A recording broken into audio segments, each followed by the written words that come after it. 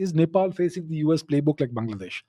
Protests seem orchestrated, not organic, aimed at destabilizing India after failed regime change operations.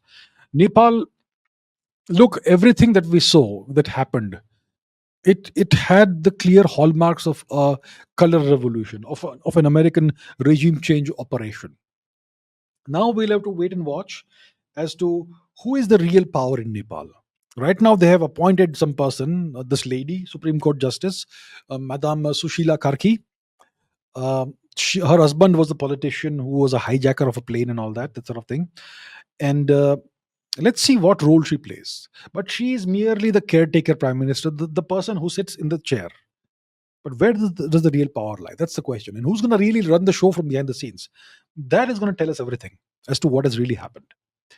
So most likely, this is an American mediated regime change operation to get rid of a pro-China government, because Monsieur KP Sharma Oli was a Chinese agent.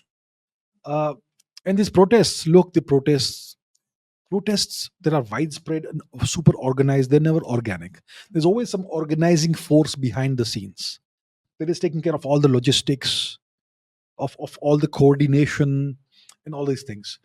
So the objective of all of these efforts that the US is doing is to encircle India with a fence of thorns.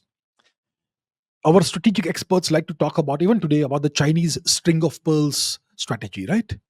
Of encircling India at sea in the Indian Ocean region through all these ports that the Chinese are building. Well, the Americans are building a fence of thorns around India. There is West Pakistan, where there was a regime change in 2022 and a pro-US government came to power. Then there's East Pakistan, Bangladesh, where you had a regime change operation in 2024, and now you have a US vassal regime there. Now, and Burma, Operation K, Project K, Cookie Land for Christ, that is a US project, right? And it has caused so much bloodshed and so much suffering for the indigenous people of Manipur. Then now you have Nepal.